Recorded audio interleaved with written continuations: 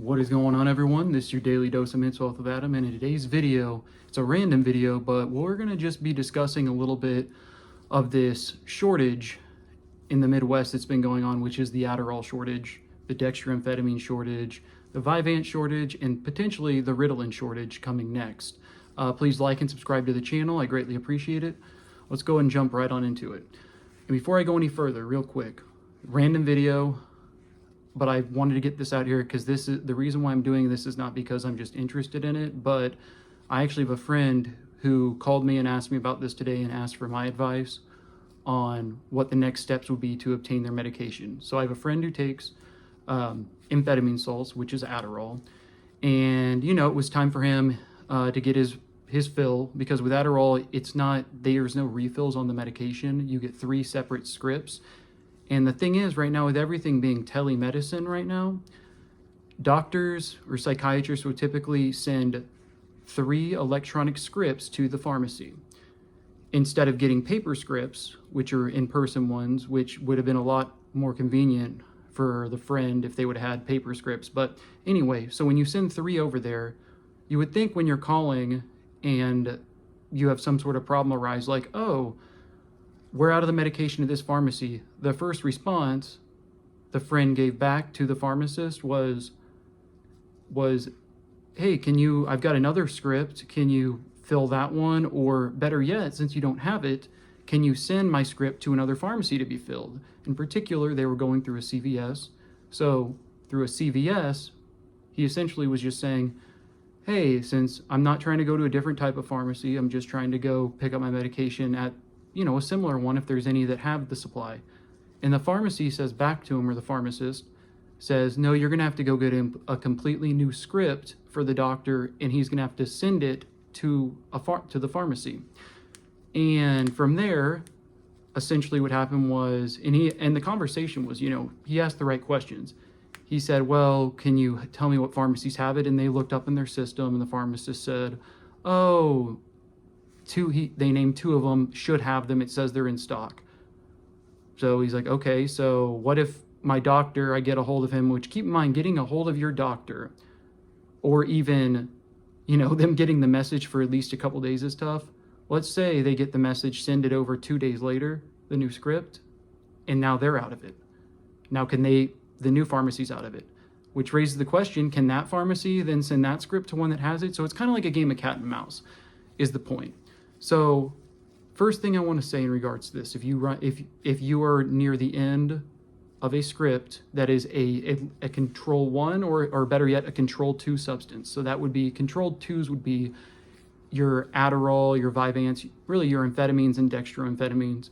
You also have things in there like some pain medications, Dilaudid, hydrocodone, Oxycontin, oxycodone, those kind of meds. So if you're on those medications for whatever reason and you have half of your script left or a fourth of it left, my advice to you right now would be to start calling other pharmacies to ask about their supply, because if you can at least get a good guess on where they'll be in, a week and a half or 2 weeks, that can go ahead and set you up by potentially asking your doctor in whatever way, sending an email or calling saying, hey, can you actually send a new script over to this pharmacy or that one, or just keep them in your doctor's office in the loop.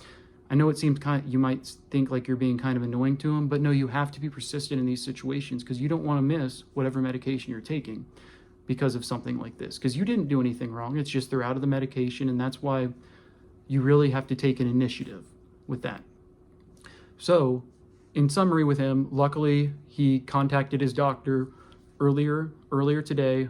He called at first saying, hey, can I get my medication filled? It was like by 10 in the morning. They told him that. Then he actually, he didn't play the game of banking on, oh, hopefully my pharmacy I go to has the medication in a couple days, because who knows when it'll actually be there. They gave him the 2 pharmacies. He let his doctor know what was going on, sent him an email, sent him a pharmacy he'd like it to be sent to, and they sent it that night, the medication over. All he has to do is pick it up tomorrow, which is good. So it's been sent, and it's already been filled, and it's ready for pickup. So luckily he was in a good situation. Now let's get into if you're not in a good situation, meaning you have run completely out of your medication, you're trying to get your refill. Oh, and real quick, anytime you're getting your medications filled for whatever reason, especially with controlled twos, remember, with controlled two medications in the Midwest, they do not ever have refills. They're not refills. They're individual scripts sent. So you'd say, oh, 3 were sent over when you saw your psychiatrist. 3 individual scripts that are not eligible for a refill, if that makes sense. So if you go to them, oh, there's another script that was sent. Why can't you send that one over? Unfortunately, with control twos, you have to get a new script each time. I know it's annoying, but it's just part of the pharmaceutical system, which they do need to improve, because my fear right now is that in the near future, this crisis is going to continue to go on, because I was just reading about how people with their controlled twos, and it's not just ADHD medications, there's diabetic medications, you name it. There's a shortage with a lot of different meds right now.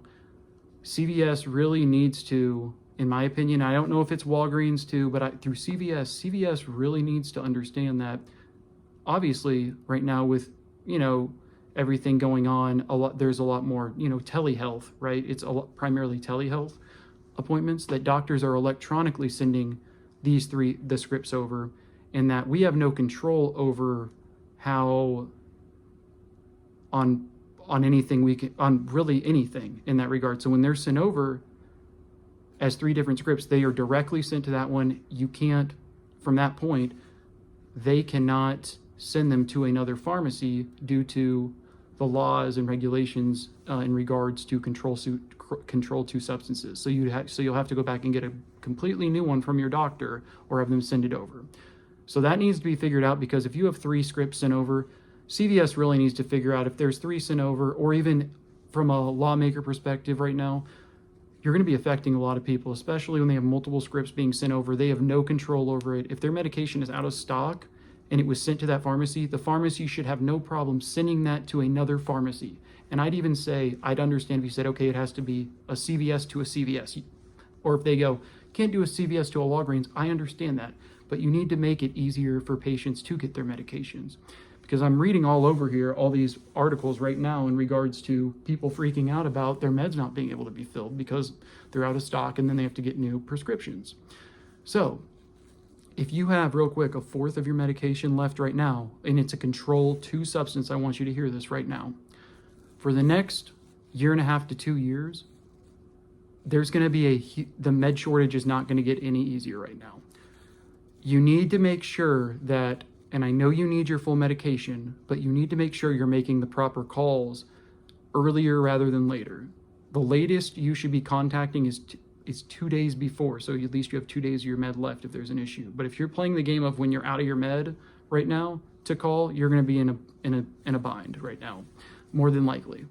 So please make sure you're calling. And if the pharmacy says, and you have a fourth of your script left, hey, it's looking like we will be out of stock and you're going to have to get a new script. In my mind, what I would think is, okay, I'm going to have to start not tapering necessarily, but, maybe let's say with a ADHD med, for example, let's say you're in school and on the weekends you're not in school and you don't need it.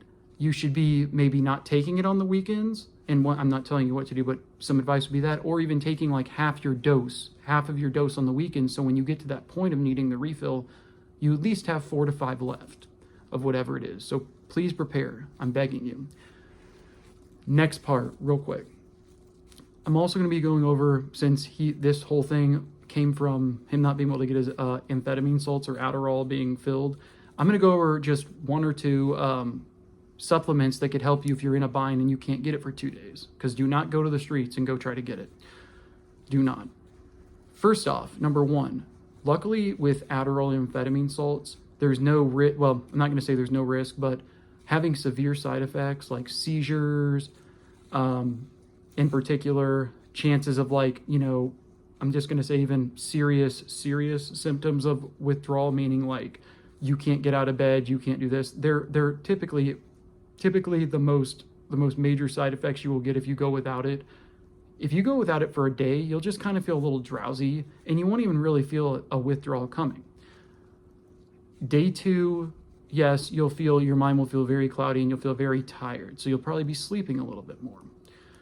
Now, what goes with this is, all I'm saying is during this time, focus on drinking water, plenty of water, and also Powerade. You want your electrolytes to keep those up. And try to stay active, going on a 30-minute walk if you can. Moving around and increasing your blood flow around your body will only help you in this situation if you're detoxing. And next, I'd urge everyone to get these now, even if you have your scripts. Go buy your B vitamins and go buy caffeine. Because if you know you're not going to have your medication for at least a couple of days, make sure you're taking your vitamin B12, all your B vitamins, and a multivitamin. And lastly, do not be afraid to drink caffeine. I know when I used to take Vyvanse back in the day, one of my main things was I was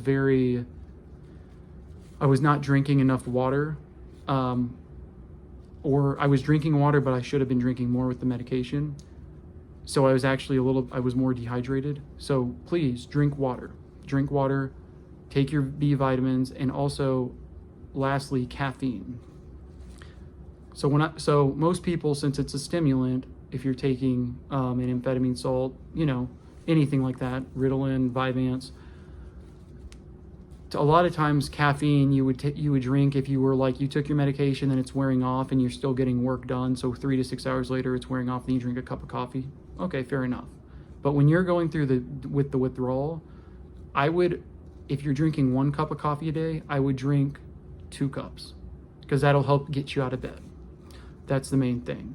And also, another thing that can really help, which I actually found on here, because I'm looking at them, because there's just all sorts of stuff right now about adderall, about these shortages going on, is another one that I found that was interesting that I've actually tried before is, I did the B vitamins, is L-tyrosine. So some people confuse L-tyrosine with other over-the-counter drugs, but while the two compounds have similar functions, they are completely different. Unlike Adderall, L-tyrosine does not increase your levels of dopamine, key, the neurotransmitter linked to energy and pleasure. And that's why you're feeling tired, or how you'll feel your dopamine is somewhat depleted.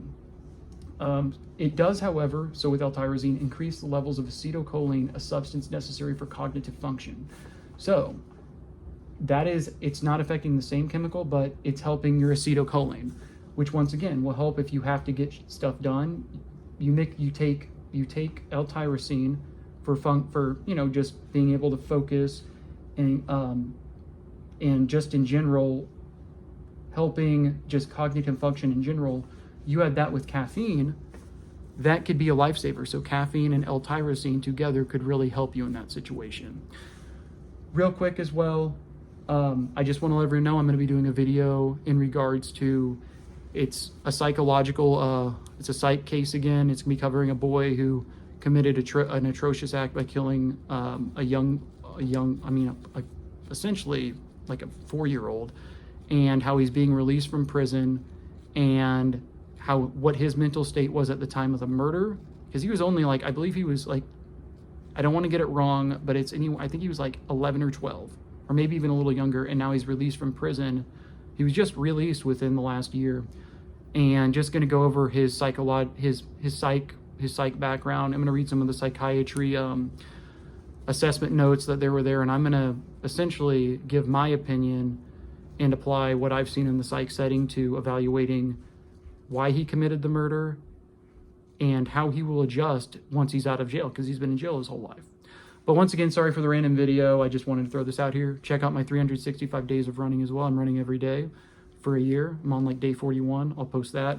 And my new video will be dropping within the next 3 to 5 days. I love you all. Sorry for the random video. Like and subscribe.